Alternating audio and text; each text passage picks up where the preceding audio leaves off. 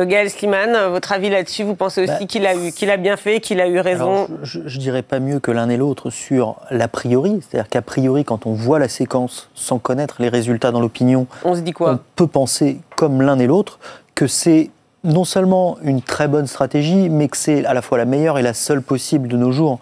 C'est-à-dire, on est dans une période où il faut être dans une certaine transparence. Il vient révéler finalement, chez Jean-Jacques Bourdin, qui a cette image, en plus de journaliste très cash, très difficile.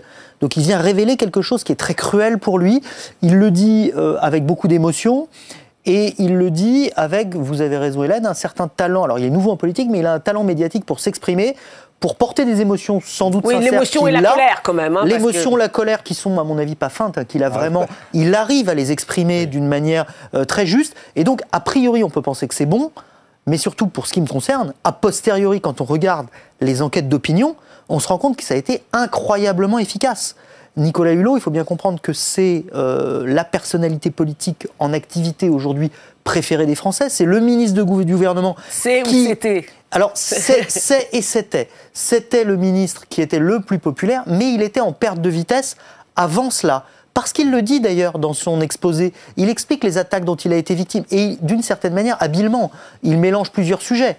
Cette histoire de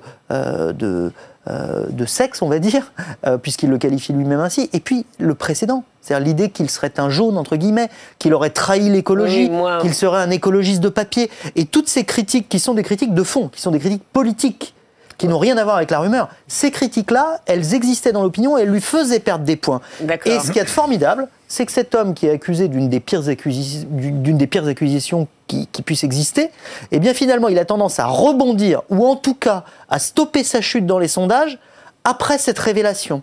Donc cette accusation si terrible, des accusations bien moindres ont tué beaucoup d'autres hommes politiques, eh bien lui, après cette accusation, il se maintient. Incroyable. Donc c'est absolument incroyable. Un retournement incroyable alors, d'accord.